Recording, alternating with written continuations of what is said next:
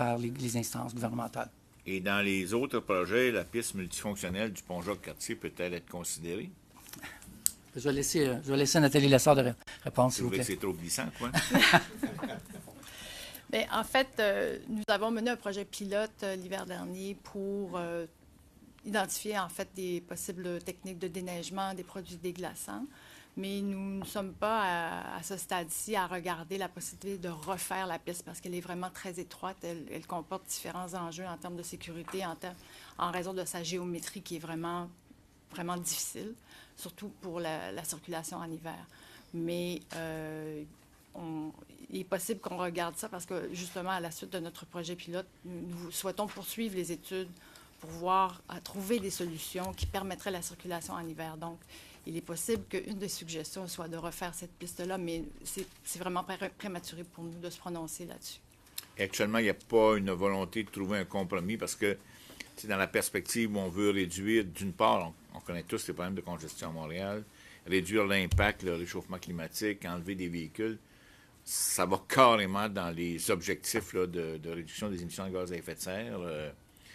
Actuellement, c'est une possibilité, mais ce n'est pas un objectif que vous poursuivez avec ténacité et Mais en fait, persévérance. on a mené une étude, un projet pilote qui était ambitieux et notre volonté, c'était de trouver une solution, mais une solution qui permette la circulation sécuritaire. Et à ce stade-ci, il y a encore trop d'enjeux en termes de maintenir une surface de circulation qui soit sécuritaire pour l'ensemble des usagers, parce qu'on ne peut pas ouvrir la piste seulement pour les cyclistes qui sont aguerris. À partir du moment où on ouvre cette piste-là, il faut s'assurer que n'importe qui veut l'emprunter puisse le faire de façon sécuritaire.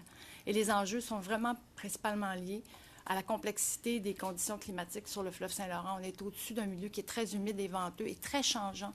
Donc, c'est possible de déglacer la piste, de déneiger la piste, mais de maintenir une piste, une surface qui soit sécuritaire toute la journée, dans des conditions aussi changeantes et variables, c'est très difficile. C'est aussi une dalle de béton qui est suspendue dans les airs, qui est exposée 4 côtés aux conditions climatiques, versus une piste en ville qui serait sur remblai. Donc, le remblai est du matériau qui permet d'isoler cette piste-là. On n'a pas ces conditions-là. Donc, la piste est encore plus susceptible de former de la glace noire. Alors, c'est ça les enjeux. En plus, il y a des superstructures à côté. Il y a des enjeux aussi de chute de glace.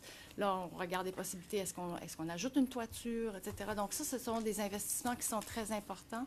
Mais cette année, notre objectif était de trouver une solution pour la circulation sécuritaire, mais avec la piste que nous avions actuellement. Et là, vraiment, il y a trop de risques que nous ne sommes pas en mesure de mitiger à ce stade-ci. C'est pourquoi nous n'allons pas de l'avant, mais on a vraiment bien annoncé que nous allions continuer nos études pour essayer de trouver une solution. Une précision, Monsieur le Président, si vous permettez. Est-ce que vous avez sûrement des statistiques du niveau d'utilisation de la piste lorsque les conditions le permettent, exemple pendant la période printanière, estivale et automnale? Oui, en fait, la circulation quotidienne en semaine est estimée à peu près 1900 ou 2000 passages par jour. Donc, passage aller-retour, donc c'est 2 passages, à peu près 1000 cyclistes par jour.